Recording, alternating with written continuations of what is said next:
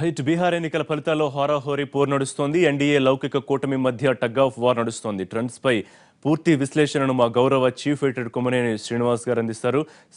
Good morning sir. ప్రస్తుతానికి పరిస్థితి చూస్తూ ఉంటే జేడీయూ నేతృత్వంలోని మహాకూటమి 111 స్థానాల్లో ఆధిక్యంలో ఉంటే బీజేపీ నేతృత్వంలోని ఎన్డీఏ 88 స్థానాల్లో ఆధిక్యంలో కొనసాగుతోంది. ఎగ్జిట్ పోల్స్ చెప్పినట్టుగానే ప్రస్తుతం ట్రెండ్స్ నడుస్తున్నాయి. అయితే ఈ ట్రెండ్స్ తో మనం ఒక ఫలితాన్ని అంచనా వేసే పరిస్థితి ఏమైనా ఉంటుందంటారా? అంటే రిషి మన సర్వేలో కూడా దాదాపు ఇదే ట్రెండ్ వచ్చినమాట వాస్తవం. అయితే ఇలాంటి సందర్భాల్లో ఖచ్చితంగా అయిపోతుందని చెప్పలేము, కానీ ట్రెండ్ అయితే ఇండికేషన్స్ అయితే మహాకూటమికి అనుకూలంగా ఉన్నట్లుగా మన ఫలితాలు చెప్తున్నాయి. ఉదాహరణకి 2009లో చూస్తే ఒకసారి అప్పుడు ఏం జరిగిందంటే మొదటంతా తెలుగుదేశం బాగా ఎక్కువ ట్రెండ్ వస్తున్నట్లుగా వచ్చింది. ఆ తర్వాత సెటిల్ అయ్యేసరికి కాంగ్రెస్ ఆధిక్యతలోకి వచ్చి స్వల్ప ఆధిక్యతతో కాంగ్రెస్ బయటపడింది. సో అటు లీడ్స్ ని బట్టి ఖచ్చితంగా ఇట్లా వస్తుంది అని చెప్పగలం, కానీ బట్ సంకేతం అయితే వస్తుంది. ఇప్పటికైతే మహాకూటమి ముందంజలో ఉన్నట్లుగా ఇప్పుడు 112 అంటే కొంచెం ఎక్కువ గ్యాప్ వచ్చేసినట్టుగానే కనపడతా ఉంది. ఇప్పుడు చూస్తే దీని ప్రకారం చూస్తే నితీష్ కుమార్ ఇంకొక 15-20 సీట్లు కనుక 125-130 దగ్గరికి లీడ్ లో కనుక వెళ్తే ఖచ్చితంగా 40 దగ్గర ఎక్కడన్నా సెటిల్ అయ్యి ఆయన అధికారానికి అందుకున్నట్లే లెక్కేసుకోవచ్చు. అయితే ఇక్కడ కనుక ఆగి బీజేపీ పుంజుకుంటే అప్పుడు మళ్ళీ హోరాహోరీ పరిస్థితే ఉంటుంది. ఇది చాలా ఉత్కంఠభరితమైనటువంటి సన్నివేశంగా కనిపిస్తోంది. అయితే ఇక్కడ ప్రధానంగా మనం చూడాల్సింది ఏంటంటే ఇది ప్రధాని మోడీకి సంబంధించినటువంటి పరీక్ష, అట్లాగే అమిత్ షాకు సంబంధించిన పరీక్ష. వాళ్ళిద్దరి నాయకత్వానికి సంబంధించి ఒక సవాలు. ఆ సవాల్లో వాళ్ళు కనుక సక్సెస్ అయితే ఈ భారతదేశ వ్యాప్తంగా వాళ్ళ బీజేపీ మీద పూర్తి ఆధిపత్యం పట్టు వస్తాయి. అంతేకాకుండా బీజేపీలో ఎక్కడైనా 1-2 అసమ్మతి ధోరణులు ఉన్నా కూడా వాళ్ళు కూడా ఇప్పుడు తగ్గే పరిస్థితి వస్తుంది. ఒకవేళ బీజేపీలో అధికారంలో రాలేకపోతే అయితే హోరాహోరీ ఉంది కాబట్టి కొంత పర్వాలేదు, కానీ బట్ అధికారంలో రాకపోవడానికి చాలా తేడా ఉంటుంది. అధికారంలో రాకపోతే చాలా చోట్ల రకరకాల పరిణామాలు అవకాశాలు కూడా ఉంటాయి. ఉదాహరణకి కొన్ని మిత్రపక్షాలు అయితే ఇప్పుడు బీజేపీ ఓడిపోతే మనం చెప్పినట్టు వింటారు, లేకపోతే వాళ్ళు సొంతంగా వాళ్ళ ఇష్టారాజ్యంగా చేసుకుంటున్నారు, లేదా మనకి ప్రమేయం లేకుండా చేస్తున్నారు, మన ఫేస్ లేకుండా పోయింది అనుకునే రాజకీయ పార్టీలు మిత్రపక్షాలు కూడా ఉన్నాయి. సో వాళ్ళు ఇప్పుడు నిజానికి కొంతమంది ఇండైరెక్ట్ గా పరోక్షంగా కానీ వాళ్ళు ఓడిపోతే బెటర్ ఏమో, ఓడిపోతే బాగుంటుందని మనసులో కూడా కోరుకుంటున్నారని కొన్ని ప్రచారాలు జరుగుతూ ఉన్నాయి. సో అట్లా ఈ రాజకీయాలు మరి తమాషాగా ఈ మిత్రపక్షాల మధ్య ఉన్నటువంటి వైరుధ్యాలనండి, మిత్రపక్షాల మధ్య ఉన్న సంబంధాలకి కూడా ప్రభావితం చేసే అవకాశం ఉంటుంది. సో ఈ ఒక రకంగా చూస్తే దేశ రాజకీయాలను కూడా ఈ బీహార్ ఎన్నికల్ని కొంత ప్రభావం చూపించే అవకాశాలు కనిపిస్తున్నాయి. ఇది చాలా కీలకమైనటువంటి ఘట్టం. వచ్చే ఎలక్షన్స్ లో అనంటే ఆ తర్వాత వచ్చేట్లో పశ్చిమ బెంగాల్ కానీ కేరళ ఇవన్నీ కూడా బీజేపీకి పెద్దగా హోల్డ్ ఉన్నటువంటి ఏరియాలు కాదు. అక్కడ గెలిచే పరిస్థితి ఉంటుందని ఎవరు అనుకోరు. ఒకవేళ అది గెలిచి అద్భుతమైనటువంటి ఫలితం అవుతుంది అది, కానీ యాక్చువల్గా ఆ పరిస్థితి లేదు. కాబట్టి బీహార్ లో ఆ హోల్డ్ ఉంది కాబట్టి పోటాపోటీ పరిస్థితి తీసుకొచ్చారు. కాబట్టి ఇప్పుడు గెలవగలిగితే మాత్రం మోడీకి అది ఒక పెద్ద లాంచింగ్ ప్యాడ్ లాగా తిరుగులేని పరిస్థితి వస్తుంది. ప్రతిపక్షంలో కొంచెం ఆయన కొంత సెట్ బ్యాక్ ఎదుర్కొని మిత్రపక్షాల వల్ల నాయకులు సముదాయించుకుంటూ రకరకాల ఒత్తిళ్లు కూడా ఎదుర్కోవాల్సిన పరిస్థితి రావచ్చు. బీజేపీలో కూడా కొంత అసమ్మతి పెరిగే అవకాశం కూడా ఉంటుంది. రకరకాల విమర్శలకి ఆస్కారం ఇస్తుంది. సో ఆ రకంగా బీజేపీ ఎన్నిక అనేది మోడీకి సంబంధించి మాత్రం ప్రధానమైనటువంటి సవాలుగా మనం విశ్లేషించుకోవచ్చు. సరే, ఇక అక్కడ బీజేపీలో నితీష్ కుమార్కి ఉన్న గుడ్ విల్ అనండి, మంచి పేరు అనండి, అలాగే లాలుతో కలవటం వల్ల వస్తున్నటువంటి నష్టాన్ని కూడా నష్టం, అలాగే కొంత లాభం బీసీ యాంగిల్లో. సో ఈ రెండింటిని అధిగమించి వాళ్ళు నితీష్ కుమార్ గెలవగలిగితే అతని యొక్క వ్యక్తిత్వానికి కూడా చాలా గొప్ప పేరు వచ్చే అవకాశం అయితే ఉంటుంది రిషి. రైట్ సార్, అదే ప్రస్తుతానికి మన ట్రెండ్స్ లో పూర్తిగా డిఫరెన్స్ కనిపిస్తోంది. దాదాపు 30 స్థానాల ఆధిక్యంలోకి వెళ్లిపోయింది జేడీయూ నేతృత్వంలోని మహాకూటమి. మొదటి నుంచి వాళ్ళు చెప్తూ ఉన్నారు ప్రభుత్వానికి వ్యతిరేకంగా ఒక పెద్ద వేదికలాగా ఏర్పాటు చేసుకుని వాళ్ళు ఒక మంత్రం అంటే లౌకిక రాజ్యం అని వెళ్తే వీళ్ళు ఖచ్చితంగా అభివృద్ధి మంత్రం అని చెప్పి ఎంత కూటముల మధ్య జరిగినా మీరు అన్నట్టుగా ఇటు నితీష్ లాలు ప్లస్ ఇటు మోడీ అమిత్ షా వీళ్ళ నలుగురు మధ్య ఫేస్ టు ఫేస్ ఫైట్ లాగే జరిగిందని చెప్పుకోవచ్చు. సో ఈ డిఫరెన్స్ 30 వరకు వెళ్ళిపోయింది. అయితే ఇక్కడ బీజేపీకి ఎక్కడ వచ్చిందని చిక్కు ఇప్పుడు మీరు చెప్పినట్టుగా తాజా సంఖ్య కనుక కరెక్ట్ అయితే 110 దాటిపోతే ఇక దాదాపు అధికారంలోకి వచ్చేసినట్లే మహాకూటమి. అయితే ఇక్కడ పాయింట్ ఏంటంటే ప్రధానమైనటువంటి సమస్య బీజేపీ వాళ్ళకి ఎక్కడ వచ్చిందంటే గోవాద కాడి నుంచి గోవాద ఇష్యూ ఒకటి, అట్లాగే ఆర్ఎస్ఎస్ రిజర్వేషన్ల మీద చేసినటువంటి వ్యాఖ్యలు కానీ, అట్లాగే సాక్షి మహారాజు లేదా ఇంకోళ్ళు చేసినటువంటి కొన్ని వ్యాఖ్యలు చాలా విస్తృతంగా ప్రభావం చూపించాయి. దాన్ని లాలూ ప్రసాద్ యాదవ్ లాంటి వాళ్ళు చాలా బాగా క్యాష్ చేసుకోవడానికి కూడా ఆస్కారం వచ్చింది. సో అక్కడ ఉన్నటువంటి టెంపర్మెంట్స్, అక్కడ ఉన్నటువంటి రిలీజియస్ పోలరైజేషన్ అనండి, లేదా కమ్యూనల్ పోలరైజేషన్ అనండి, కులాల వారి పోలరైజేషన్ అనండి, ఇవన్నీ ప్రభావం చూపి మోడీ 1,35,000 కోట్ల ప్యాకేజ్ ఇచ్చినా కూడా అక్కడ జనం అసలు ఈ రకమైనటువంటి తీర్పు ఇవ్వడం అనేది సంచలనం. ఎందుకంటే జనం మోడీ కంటే నితీష్ కుమార్ ఎక్కువ నమ్మారని అర్థం చేసుకోవాలి. వాళ్ళ ఆత్మగౌరవం బీహారీ బాహారీ అనేటువంటి ఒక నినాదం అనండి, లేదంటే ఈ ప్యాకేజీ అంత పెద్ద ప్రయోజనం లేని ప్యాకేజీ అనే భావన రానివ్వండి, లేదు వీటన్నిటి నుంచి బీజేపీ పట్ల అక్కడ వ్యతిరేకత పెరుగుతుందని. ఎందుకంటే మన కిందసారి లోక్సభ ఎన్నికల్లో మొత్తం సీట్ చేస్తే నితీష్ కుమార్ రాజీనామా చేసి మాంజీని ముఖ్యమంత్రిగా పెట్టి మళ్ళీ తర్వాత కొంతకాలానికి మళ్ళీ ముఖ్యమంత్రి అయ్యారు. సో ఈ పరిణామాలన్నింటినీ దృష్టిలో పెట్టుకుంటే బీజేపీకి ఇది పెద్ద సెట్ బ్యాక్ కిందే లెక్క. ఈ స్థాయికి రావటమే ఏది మన నితీష్ కుమార్ వాళ్ళు మూడోసారి గెలవటమే పెద్ద చరిత్రాత్మక ఘట్టంగా భావించాలి. అది భారతీయ జనతా పార్టీ ఎక్కడ చేసినట్టు విధానాల మీద వెళ్లకుండా మోడీ అమిత్ షాలు వ్యతిరేకత చూపించడం, వీళ్ళు అదే సమయంలో నితీష్ లాలూని ఇటువైపు ప్రొజెక్ట్ చేయడంతో మీరు అన్నట్లుగా ఖచ్చితంగా అది ఆ నలుగురి మధ్య పోటీలో నితీష్ జీను లాలూజే పైచే పరిస్థితికి వచ్చినట్టుగా మనం అర్థం చేసుకోవచ్చు రిషి. ఖచ్చితంగా సార్. అంటే మిగతా రాష్ట్రాల కన్నా ఒక ప్రత్యేకమైన దృష్టితో చూడాల్సి ఉంటుందా బీహార్ ప్రజల పరిస్థితిని కానీ, లేకపోతే ఇవాళ వస్తున్న ఫలితాలు? ఎందుకంటే 125లో జేడీయూ ప్రస్తుతం ఆధిక్యంలో ఉంటే 90 స్థానాలకు బీజేపీ ప్రస్తుతం ఆధిక్యంలో కొనసాగుతోంది. ఇక్కడ నా ప్రశ్న ఏంటంటే, సాధారణంగా ఇప్పుడు అర్బన్ ఓటర్స్ ఎలా ఆలోచిస్తారంటే, రాష్ట్రంలో కేంద్రంలో ఉన్న పార్టీ రాష్ట్రంలో కూడా వస్తే రాష్ట్రానికి మరింత మేలు జరుగుతుంది ఇట్లాంటి ఆలోచన. కానీ బీహార్లో ఖచ్చితంగా అర్బన్ కన్నా రూరల్ ఓటింగ్ మీదే ఎక్కువ డిపెండ్ అవ్వాల్సిన పరిస్థితి ఉంటుందా? వాళ్ళ మైండ్ సెట్ ప్రకారం ఇవాళ మనం ఫలితాలు చూస్తున్నాం అనుకోవచ్చా? అట్లాని ఖచ్చితంగా ఇదే ఒక కారణమే ఏ ఎన్నికైనా ప్రభావితం చేస్తుంది. అర్బన్ లోనే గవర్నమెంట్ ఉన్న పార్టీకి ఓటేయాలనుకుంటే ఢిల్లీలో ఆమ్ ఆద్మీ పార్టీ మొత్తం స్వీప్ చేసేసి కేవలం 3 సీట్లు మాత్రమే బీజేపీకి దక్కాయి. మరి 57 సీట్లు మొత్తం ఆమ్ ఆద్మీ పార్టీకి వచ్చాయి.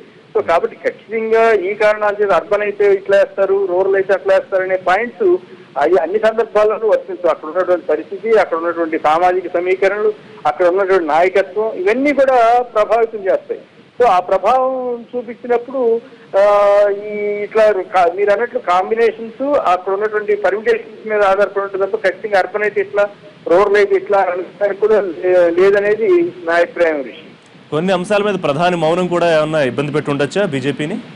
ఖచ్చితంగా ఇది బాగా పనిచేస్తుంది. ఉదాహరణకి దాద్రీ ఘటన జరిగింది. దాద్రీ ఘటన జరిగితే అది ఉత్తరప్రదేశ్ లో జరిగినప్పటికీ అది ఉత్తరప్రదేశ్ రాష్ట్రం మీద ప్రభావం కంటే ఆశ్చర్యంగా వీళ్ళ మీద కేంద్రం మీద పడింది. దానికి ప్రధాన కారణం మోడీ వెంటనే ఖండించకపోవడం కావచ్చు, అలాగే ఆర్ఎస్ఎస్ బీజేపీ నేతలు కొంతమంది భిన్నమైనటువంటి వ్యాఖ్యలు చేయడం కావచ్చు, అట్లాగే బీజేపీకి సంబంధించిన ఎమ్మెల్యే కానీ కేంద్ర మంత్రి సంజీవ్ పరిజన్ వాళ్ళందరి పేర్లు అక్కడ ఇన్వాల్వ్ అవడం కావచ్చు. ఇవన్నీ కూడా వాళ్ళు బీహార్ పక్క రాష్ట్రం, ఉత్తరప్రదేశ్కి పక్క రాష్ట్రం అవటం, లాలూ ప్రసాద్ ఎఫెక్టివ్ గా అటువంటి వాటిని బాగా జనంలో తీసుకెళ్లడంలో సక్సెస్ అవటం, ఇవన్నీ కూడా ఖచ్చితంగా ప్రభావం చూపించాయని అనవసరమైనటువంటి వివాదాలని వాళ్ళు మీరు గమనిస్తే అప్పట్లో అమిత్ షా బీహార్ నుంచి హడావుడిగా వచ్చి ఒక మీటింగ్ పెట్టుకున్నాడు. మీరు ఈ కొంతమందికి ఇట్లాంటి వ్యాఖ్యలు చేస్తే దాని ఎఫెక్ట్ బీహార్ ఎన్నికల మీద పడుతుందని. కానీ ఆర్ఎస్ఎస్ వాళ్ళు వాళ్ళ మనాన్ని వాళ్ళు చేసుకుంటూ పోయారు రకరకాల వ్యాఖ్యలు, రిజర్వేషన్ల మీద కానీ ఇతర కానీ. ఇప్పుడు అవన్నీ కూడా ఎంతో కొంత సెంటిమెంటల్ గా, ఎస్పెషల్లీ ముస్లిం కమ్యూనిటీ కూడా గణనీయంగా ఉన్నటువంటి బీహార్ లో దాని ప్రభావం కూడా ఖచ్చితంగా పడిందనే మనం ఒప్పుకోవాలి. అట్లాగే రిజర్వేషన్స్ ఇష్యూ వచ్చేసరికి సహజంగా బీసీలో వాళ్ళలో తేడా వస్తుంది. సో ఇవన్నీ కూడా పనిచేస్తుండొచ్చు అనేది నాకు కూడా అనిపిస్తుంది విషయం.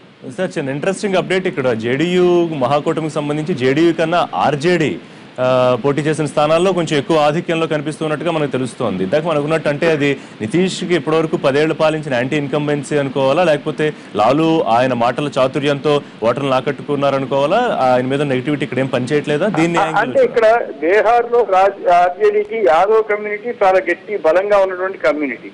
సో వాళ్ళ డామినేషన్ తో పాటు ఇక్కడ నితీష్ కుమార్ సంబంధించినటువంటి వర్గీయులు కానీ అతనికి బలపరిచిన సామాజిక వర్గాలు కూడా కలవటంతో నితీష్ ఇతనికి అడ్వాంటేజ్ వచ్చింది లాలూకి. అయితే జనతాదళకి వచ్చేసరికి కొంత ఇబ్బంది, మీరు అన్నట్లు యాంటీ ఇన్కంబెన్సీ ఉండొచ్చు, తర్వాత వీళ్ళు తీసుకున్న స్థానాల పరిణామం కావచ్చు, ఈ అడ్జస్ట్మెంట్స్ కావచ్చు, ఇవన్నీ కూడా కొంత పనిచేస్తే లాలూకి ఖచ్చితంగా అది అడ్వాంటేజ్ అవుతుంది. ఎందుకంటే ముఖ్యమంత్రి అవుతుంది ఎవరు? నితీష్ కుమార్. సో నితీష్ కుమార్ ముఖ్యమంత్రి అవ్వాలంటే ఖచ్చితంగా ఆర్జేడీ వాళ్ళంతా ఓట్లు వేయాల్సిందే. అదే నితీష్ కుమార్ పోటీ చేసిన జేడీయూ పోటీ చేసిన చోట ఆర్జేడీ అంత గట్టిగా పనిచేసిందో లేదో అనేది చెప్పలేదు. అక్కడ లోకల్ గా ఉన్న వాళ్ళు చెప్పగలిగారు. కానీ మనం ఇక్కడి నుంచి విశ్లేషిస్తే మాత్రం మీరు అన్నది వాస్తవం. ఆర్జేడీకి జేడీయూ ఉపయోగపడినందుగా జేడీయూకి ఆర్జేడీ అంతగా ఉపయోగపడి ఉండకపోవచ్చు. సో అందువల్ల కూడా కొంత ఫ్యాక్టర్స్ పనిచేస్తాయి. మరి అసలు జేడీయూ లాలూతో కలిస్తేనే నష్టపోతాడు నితీష్ కుమార్ అని ప్రచారం జరిగినప్పటికీ కూడా లాలూ ప్రసాద్ యాదవ్ కి ఆ రకమైనటువంటి హోల్డ్ ఇప్పటికీ కొనసాగుతుందని మనం అర్థం చేసుకోవాలి. సార్ ఎంత తేడా చూడండి, సంవత్సరంన్నరలో లోక్సభ ఎన్నికల్లోనేమో టోటల్ గా వన్ సైడ్ గా వస్తే ఇప్పుడు ఇటువైపు రావడం అనేది ఒక చారిత్రక పరిణామం. అంటే మన ప్రజాస్వామ్య రాజకీయాల్లో ఉన్నటువంటి బ్యూటీ అనండి లేదా గొప్పదనం అనండి, అది విశిష్టతగా మనం తీసుకోవచ్చు రిషి. అలాగే సార్, మనం ఎన్టీవీ ఎన్జీ మైండ్ ఫ్రేమ్ తో చేసిన సర్వేలో ఎగ్జిట్ పోల్ దాదాపుగా అప్పుడు మనం 130 నుంచి 135 స్థానాలు కైవసం చేసుకునే అవకాశం ఉంటుందని చెప్పాం జేడీయూ నేతృత్వంలోని మహాకూటమి. ప్రస్తుతం 126 స్థానాల్లో ఆధిక్యంలో కొనసాగుతోంది. బీజేపీ 92 స్థానాల్లో ఉంది. అయితే కొంత ఆసక్తికరమైన పరిణామం అంటే ఒక్కొక్క ఛానల్లో ఒక్కొక్క మీడియాలో ఒక్కొక్కలాగా వస్తున్నాయి సంఖ్యలు. సో ప్రస్తుతానికి దేన్ని ఆధారంగా చేసుకున్నా, పోనీ మనం ఇస్తున్న నెంబరింగ్ ఆధారంగా చేసుకున్నా మీ ఫైనల్ అనాలిసిస్ ఎటువైపు మొగ్గు చూపే అవకాశం ఉంది బీహార్ ప్రజలు అంటే ఏమంటారు? అంటే ఇటువంటి నేను ఇందా చెప్పా కదా ట్రెండ్స్. ఇప్పుడు ఒక నియోజకవర్గం ఉదాహరణకి మీకు ఒక ఇంట్రెస్టింగ్, హైదరాబాద్ నియోజకవర్గంలో లోక్సభ నియోజకవర్గంలో అసదుద్దీన్ ఓవైసీ తండ్రి సుల్తాన్ సలాహుద్దీన్ ఓవైసీ గారు పోటీ చేసినప్పుడు తెలుగుదేశం తరఫున మాణిక్యరెడ్డి అన్న ఆయన పోటీ చేశారు. 84 లో సంగతి చెప్పారు. అప్పుడు ఒక ప్రాంతం మొత్తం తెలుగుదేశానికి అనుకున్న క్యాస్ట్ పోలరైజేషన్, రిలీజియస్ పోలరైజేషన్ జరగడం మూలంగా మొత్తం ఒక దశలో 1,00,000 వెనకబడ్డాడు ఓవైసీ. చివరికి వచ్చేసరికి 2,000-3,000 మెజార్టీ తోటి ఆయన గెలిచాడు. సో కాబట్టి కొన్ని ట్రెండ్స్ అక్కడ ఉన్నటువంటి ప్రాంతాల్లో ఉన్నటువంటి సమీకరణలు, పార్టీ పోలరైజేషన్, క్యాస్ట్ పోలరైజేషన్, వీటన్నిటి ఆధారంగా కొన్ని రౌండ్స్ ని బట్టి కూడా ఉంటాయి. కొన్ని రౌండ్స్ లో కొందరు ముందుకెళ్ళొచ్చు, కొంత తర్వాత తగ్గొచ్చు. అట్లాగే ఇప్పుడు కూడా ఈ ట్రెండ్స్ చూస్తే జనరల్ గా చూస్తే మహాకూటమి ఎడ్జ్లో ఉన్నట్టు కనపడతా ఉంది.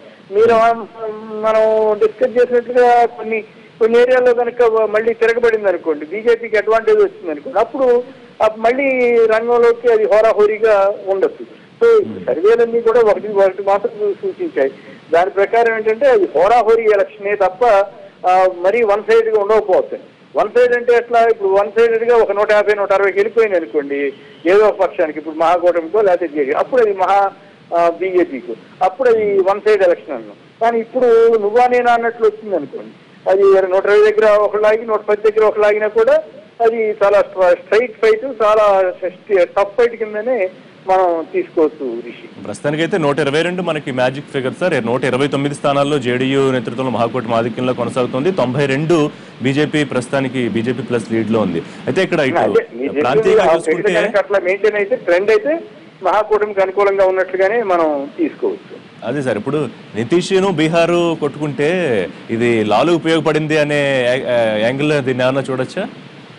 ఖచ్చితంగా లాలూకి బాగా ఉపయోగపడింది కదా, లాలూకి ఉపయోగపడింది. ఇప్పుడు ఉత్తరపక్షాలుగా ఉన్నటువంటి ఉదాహరణకి ఏపీ ఇష్యూ తీసుకుంటే, ఏపీ కానీ ఇక్కడ తెలంగాణ ఇష్యూ కానీ తీసుకుంటే టీఆర్ఎస్, టీడీపీ, బీజేపీ అంటే కొద్దిగా భయపడే పరిస్థితి ఉంది. ఇప్పుడు వాళ్ళు బీజేపీ వాళ్ళు ఏం చేయాలి? ఇక్కడ వాళ్ళు ముందుకెళ్లాలా, వెనక్కి వెళ్ళాలా? లేదు అంటే ఇమీడియట్ గా ఏదో అయిపోతుందని కాదు, కానీ బట్ వీళ్ళ కొంత స్టేట్ పెరుగుతుంది. ఉదాహరణ ఇక్కడ మిత్రపక్షంగా ఉన్న టీడీపీకి కానీ, లేదు పెద్ద అనుకూల పక్షంగా పోయినా కొంచెం వాళ్ళతో సఖ్యతగా ఉండాలనుకున్న టీఆర్ఎస్ కానీ ఒక స్టేట్ పెరుగుతుంది. పెరిగితే ఏమవుతుంది? అప్పుడు అక్కడ బీజేపీ వాళ్ళు కూడా తొందరపడి ప్రధాన్ని ఏకపక్షంగా తీసుకోవడం, ముందుకు వెళ్ళాలని ఆలోచన చేయడానికి 1-2 సార్లు ఆలోచించే పరిస్థితి. రకరకాల వ్యూహాల్లో ఇప్పుడు ఎన్ని పొలిటికల్ స్ట్రాటజీస్ అంటాం. ఈ పొలిటికల్ స్ట్రాటజీ ఎటువైపు వెళ్తుంది? ఇప్పుడు ఏపీలో టీడీపీ, బీజేపీ నాయకుల మధ్య మాటల యుద్ధం బాగా జరుగుతుంది. దాన్ని కంట్రోల్ చేసే పరిస్థితి వస్తుందా, లేదు మళ్ళీ ఇంకా ముందుకెళ్ళి టీడీపీని మించిపోవాలని అనుకుంటారా అనేది. ఇప్పుడు ఉదాహరణకి బీజేపీ గెలిచింది అనుకోండి, గెలిస్తే టీడీపీ అక్కడ ఏపీ బీజేపీ వాళ్ళు ఇంకెక్కువ టీడీపీని ఇబ్బంది పెడతానికో, లేకపోతే అవసరమైతే టీడీపీ చేసే తప్పుల్ని మరింత ఎండగట్టడానికో ఇట్లా ప్రయత్నాలు చేయొచ్చు.